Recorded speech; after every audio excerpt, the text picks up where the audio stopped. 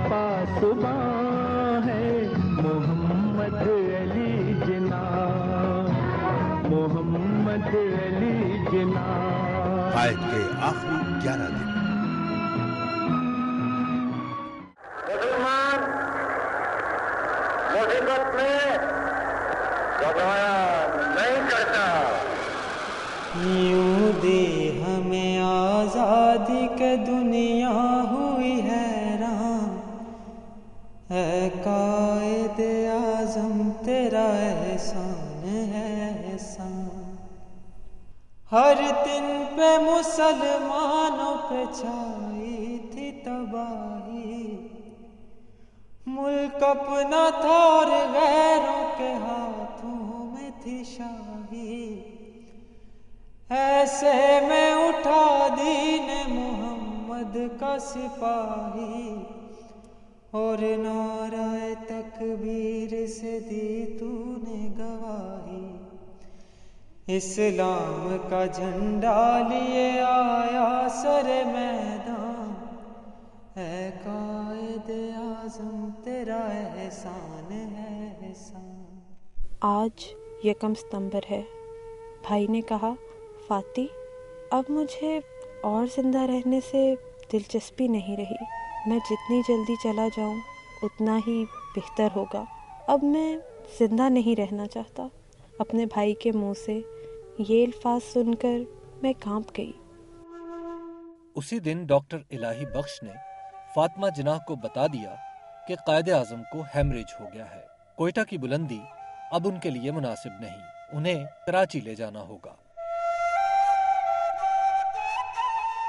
TB के बारे में समझा जाता था कि अगर ऐसे मरीज़ को किसी पुरफज़ा मुकाम के ऊपर रखा जाए तो वहाँ पे इतनी पोल्यूशन नहीं होती और वहाँ पे साफ़ सुथरी फ़ज़ा होती है, तो लंग्स शायद वो बेहतर उनको एक माहौल मिल जाए तो शायद वो उसकी इम्यूनिटी बेहतर हो, उसका ऑक्सीजन की सप्लाई बेहतर हो।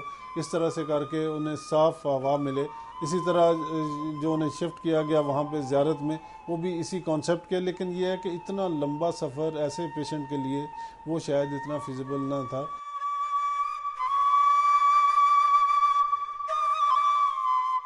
2 सितंबर को डॉक्टर्स ने कायदे आज़म को विटामिन सी की गोलियां देने की कोशिश की, लेकिन कायद ने गोलियां खाने से इनकार कर दिया। हमेशा की तरह उन्होंने डॉक्टर से ऐसी जिरा शुरू कर दी जैसे वकील मुल्जिम से करता है। डॉक्टरों को हथियार डालने पड़े। इस पर कायद ने मुस्कुराकर कहा, इस बार मैंने अपनी मर्जी की। वैसे तो वो जो उनकी नर्स थी, उन्होंने कायद आज़म को उनके टेम्परेचर वगैरह बताने से मना कर दिया। उसने कहा मैं डॉक्टर को रिपोर्ट करूँगा। अब कायद आज़म ने अप्रिशिएट किया और कायद आज़म ने एक मौके पर कहा कि आपने ये फातिमा जिन्ना को क्यों बताया, मैं इसका इस मर्ज में मुब्तला हूँ। आपको पता है ये औरतें ये सनफे नाजुक जो होते हैं, कमज़ोर इसके होते हैं। 3 सितंबर को कायद का दर्जा हरारत बढ़ने लगा और इन्हें ठंड भी लगती रही। टेम्परेचर में ये इजाफा परेशान कुन था, लेकिन इसके साथ कोई और ऐसी अलामत नहीं थी जो परेशान करती, इसलिए दवा में हल्की सी तब्दीली ही की गई।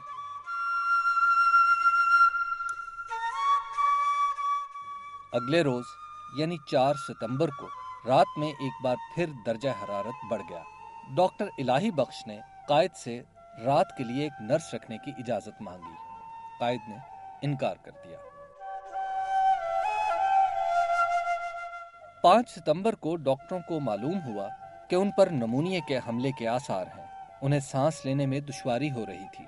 उस दिन कायद का दर्जा हरारत भी 100 फ़ारेनहाइट हो गया।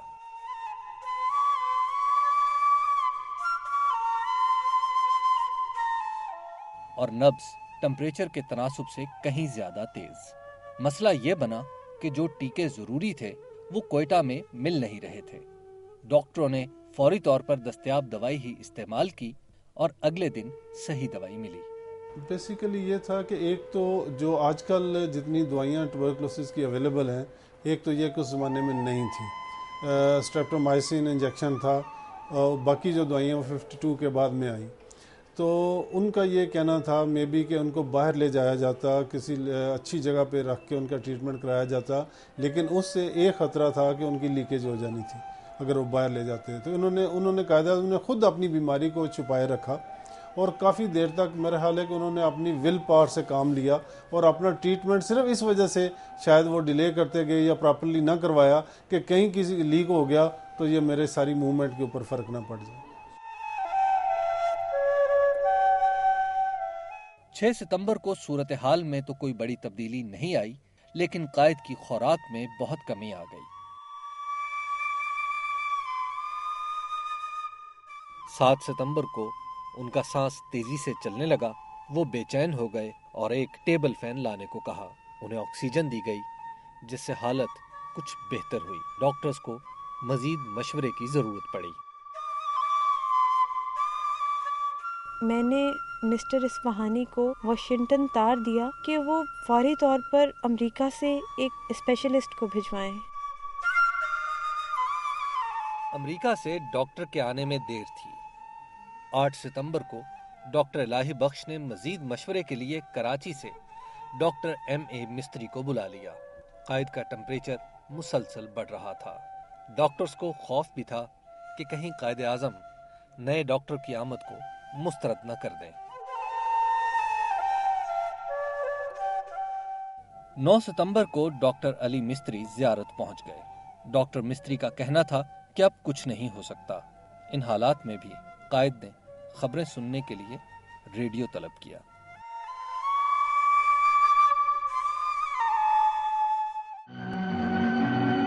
कायद के आखिरी 11 दिन।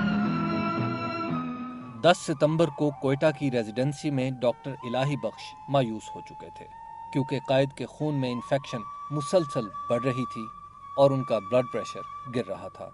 उन्होंने मोहतरमा फातिमा जिन्ना को बता दिया कि अब सिर्फ मौजज़ा ही कायद की जिंदगी बचा सकता है। उनके पास जिंदगी के 24 से 36 घंटे बाकी हैं। डॉक्टर मायूस हो चुके थे और उन्हें कराची ले जाना चाहते थे। जब मैंने कराची जाने के बारे में उन्हें बताया तो वो फौरन बोले, हाँ मुझे कराची ले चलो। मैं वहीं पैदा हुआ था, मैं वहीं दफन होना चाहता हूँ।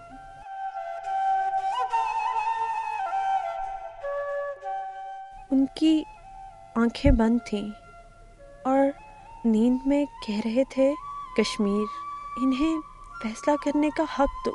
आइन, मैं इसे मुकम्मल करूँगा बहुत जल्द। मुहाजिरीन, उनकी हर तरह मदद करो। पाकिस्तान।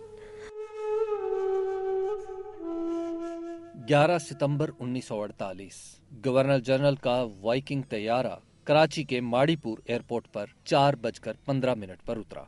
हवाई अड्डे पर कोई भी बड़ी शख्सियत कायद के इस्तकबाल के लिए मौजूद नहीं थी। वही मोहतरमा ने हदायत की कर्नल नॉल्स को, जो कराची में था, मिलिट्री सेक्रेटरी को साथ नहीं कायद आज़म लेके गए थे कोयटे या ज़ियारत। तो उसे ये कहा गया, मतलब उनका एडीसी जो था आखिरी एन हुसैन का इंटरव्यू मैंने दी ग्रेट लीडर में शाया किया है। उसने कहा कि मुझे, उन्होंने कहा कि कर्नल नॉल्स से कहें, ताकीद की कि कर्नल नॉल्स से कहें कि ये कायद आज़म का प्राइवेट अराइवल है। तो जब कहने लगे, मैंने कहने लगा, कह दिया, इस तरह कम्युनिकेट कर दिया। दूसरी दफ़ा जब जहाज़ चलने लगा, प्रवास के लिए तैयार था, फिर उन्होंने कहा था कि कर्नल नॉल्स को बता दें कि ये कायद आज़म का प्राइवेट अराइवल है। तो वो प्राइवेट अराइवल में तो वो फिर वो सीक्रेट भी था। और कर्नल नॉल्स ने कायद आज़म के जो पर्सनल फिजिशियन थे, कर्नल रहमान, भोपाल के थे, पुराने उनके साथ थे, उनसे रब्ता किया। कायद को एक स्ट्रेचर पर लिटाकर एक एम्बुलेंस में मुंतकिल किया गया। फातिमा जिन्ना कायद के साथ एम्बुलेंस में बैठी और डॉक्टर्स एक दूसरी कैटलॉग गाड़ी में। सिर्फ 4 मील चलने के बाद एम्बुलेंस एक झटके से रुक गई। मालूम हुआ कि पेट्रोल खत्म हो गया है।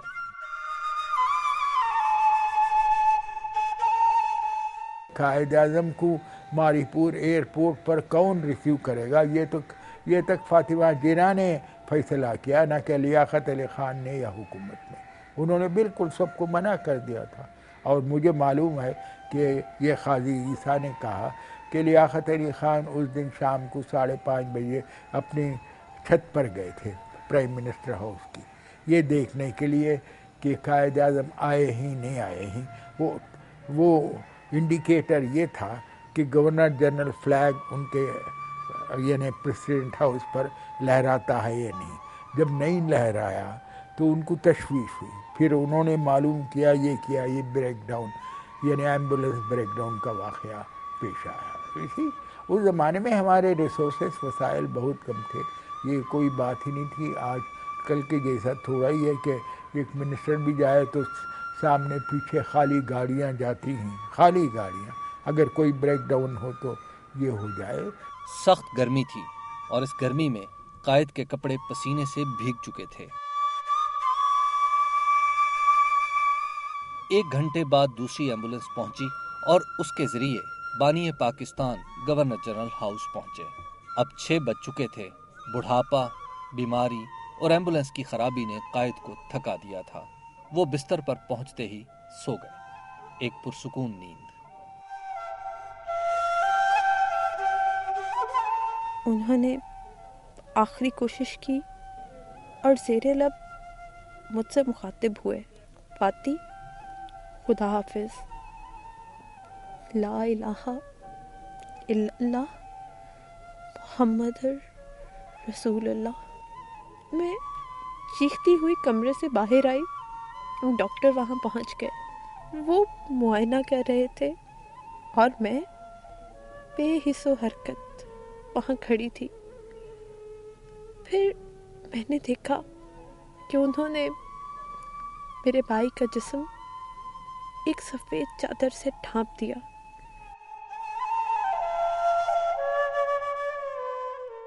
कर्नल इलाही बख्श मेरे पास आए, दायां हाथ मेरे कंधे पर रखा और बच्चों की तरह फूट फूट कर रोने लगे।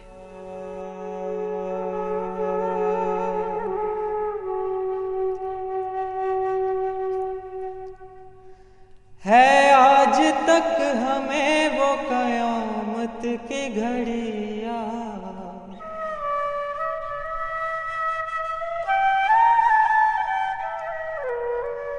मैयत पे तेरी चीख के हमने जो की फरियाद।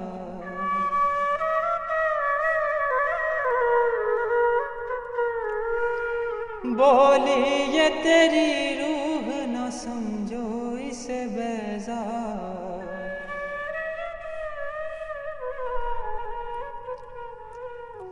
इस्लाम जिंदा होता है हर करबला के बाद। इस्लाम जिंदा होता है हर करबला के बाद।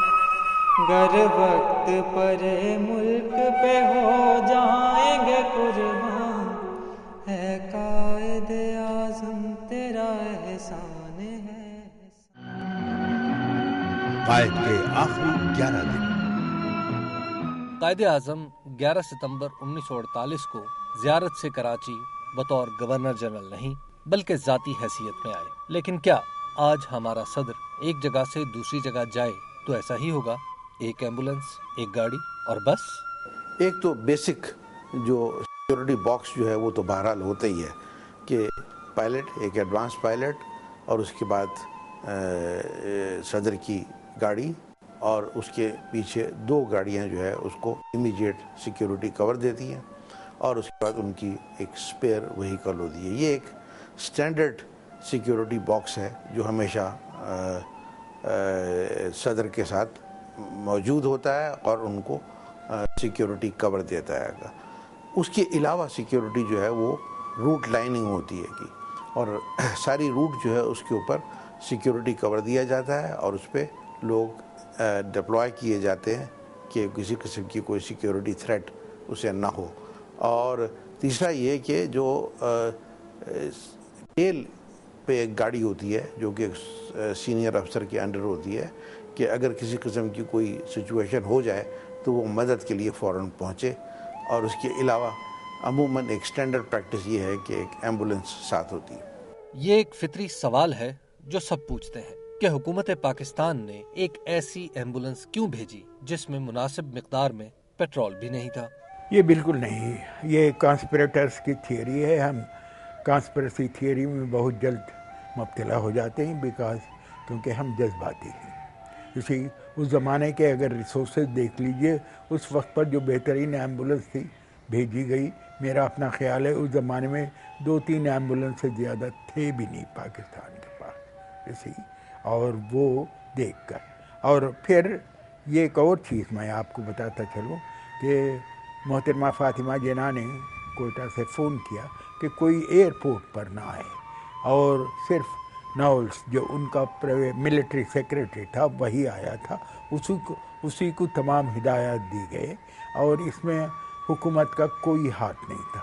एम्बुलेंस की खराबी के इस वाक़े को कोताही कहकर नजरअंदाज करने वालों में सब शामिल नहीं, बल्कि कुछ लोग आज भी इस वाक़े को शुबहात की धुंध में लिपटा हुआ समझते हैं। उसके बाद जब कायद-ए-आज़म की हालत ख़राब हुई तो उन्हें फैसला कराची ले जाने का हुआ कि उन्हें वहाँ ले जाया जाए। कायद-ए-आज़म की कराची आमद की इतला प्रॉपर तरीके से नहीं दी गई थी, जिसकी वजह 2 एम्बुलेंस थी उस वक्त दस्तयाब गवर्नर जनरल के लिए। एक एम्बुलेंस से कहीं खड़ी रहेगी, जो एम्बुलेंस उनको लेने के लिए भेजी गई गालिबन वो बाड़ीपुर हवाई अड्डे पर उतारे गए थे। तो वो जो रास्ते की सड़क है, हमारा तो अब एक वजीर गुजरे सड़क खाली करा ली जाती है, वो सड़क भी खाली नहीं कराई गई पाकिस्तान के सरबराह के लिए। और उस पर उस बारे में जो ट्रैफिक था, उस हर तरह का ट्रैफिक था। उसमें ऊँट गाड़ियाँ भी थीं, उसमें घोड़ा गाड़ियाँ भी थी, उसमें रिक्शे भी थे, साइकिल रिक्शे भी थे, हर तरह का ट्रैफिक उस पर था। तो कायद-ए-आज़म इस हालत में जब वो ज़िंदगी की आखिरी सांस ले रहे थे, जब उन्हें मुनासिब तिब्बी इमदाद मिल सकती थी, उसकी अवेलेबिलिटी थी, अगर वो बर वक्त पहुँच जाते गवर्नर जनरल हाउस तो हो सकता है उनकी ज़िंदगी महफूज हो जाती। लेकिन जो कुछ रास्ते में हुआ, ट्रैफिक में फंसी एम्बुलेंस, उसके बाद वो खुद ख़राब हो गई, बैकअप मौजूद नहीं था। आज तो छोटे छोटे आदमी के लिए बैकअप मौजूद होता है, ये पहले से भी होता है। ख़ास तौर पर सरबराह ममलिकत के लिए तो एक एम्बुलेंस साथ होती है, एक दूसरी एम्बुलेंस मौजूद होती है उसकी सूरत में। वो एक एम्बुलेंस में तो आ रहे थे, दूसरी एम्बुलेंस कहीं से भी की जाती, पूरे कराची में प्राइवेट एम्बुलेंस तो दस्तयाब होगी, दूसरे अस्पतालों की होगी, किसी ने उसका इंतज़ाम नहीं किया था। उसके बाद वो एम्बुलेंस जब खड़ी रही ख़राब होने के बाद, तो दूसरी गाड़ी नहीं आ रही थी, कोई किसी भी किस्म की गाड़ी जिसमें कायद-ए-आज़म को मुंतकिल करके ले जाया जा सकता। और मोहतरमा फातिमा जनाब मादर मिल्लत ने बताया कि वो और उनके साथ एक दूसरी खातून थी जिनका मुझे नाम याद नहीं रह गया, वो दोनों हमारे गवर्नर जनरल बानी पाकिस्तान के मुंह से बखियाँ उड़ा रही थीं और अपने दुपट्टों से हवा दे रही थी, क्योंकि उसमें एयर कंडीशन तो नहीं था उस एम्बुलेंस में, होगा तो वो चल नहीं रहा था, वो बंद पड़ी थी। ये थी वो हालत जिसमें कायद-ए-आज़म ने आखिरी सांस ली। और जब वो पहुँचे तो उनके पास मज़ीद सांसों की मोहलत नहीं थी। इस सारे वाक़यात को अगर आप देखें और कायद-ए-आज़म की पोजीशन को देखें, उनकी हैसियत को देखें, उनकी प्रोटोकॉल को देखें, और प्रोटोकॉल के जो इंतज़ामात होते हैं उस ज़माने में जो थे, वाइसराय के थे, वो गवर्नर जनरल के होना चाहिए थे, वो कोई भी उनमें चीज़ मुहैया नहीं की गई। इससे साफ जाहिर होता है कि कुछ लोग थे, कुछ अनासिर थे और वो ताकतवर थे, जिन्होंने ये सारी मैनोवरेबिलिटी की कि कायद-ए-आज़म जिंदा पहुंचने ही ना पाए वापस। एम्बुलेंस के वाक़े को साजिश कब करार दिया गया, इस सवाल के जवाब में कोई मुअय्यन तारीख नहीं बताई जा सकती, लेकिन ये जरूर था कि सितंबर 1948 में कायद की वफात के फौरी बाद ऐसा कोई तासुर नहीं उभरा था। ये कहीं तासुर पैदा नहीं हुआ कि ये कोई किसी साजिश के तहत हुआ है। ये सबको पता था कि कायद-ए-आज़म वीराना साली के बावजूद बड़ी मेहनत कर रहे हैं और वो रेस्ट नहीं करते, और इस मामले में अल्लाह ताला खैर करे, उनकी ज़िंदगी अल्लाह ताला ज़्यादा दे, लेकिन उनको अपने सेहत का ख्याल करना चाहिए, वो ख्याल नहीं करते थे। तो ये एक उस ज़माने में किसी जगह कोई तासुर नहीं था।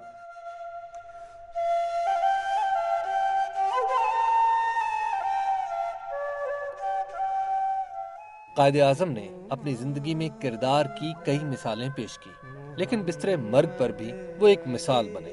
न सिर्फ बैरूने मुल्क जाने से इनकार कर दिया, बल्कि बैरूनी डॉक्टरों को भी सरकारी खर्चे पर पाकिस्तान नहीं बुलाया।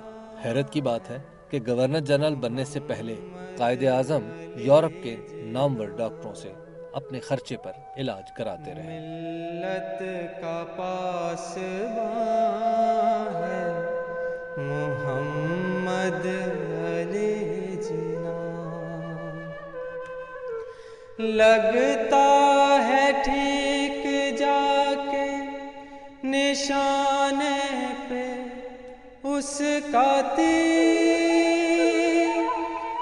लगता है ठीक जाके निशाने पे उसका तीर, ऐसी कड़ी कमां है मोहम्मद अली जिना, ऐसी कड़ी कमां है मोहम्मद अली जिना, मिल्लत का पासबां है मोहम्मद अली जिना। कायद के आखिरी 11 दिन।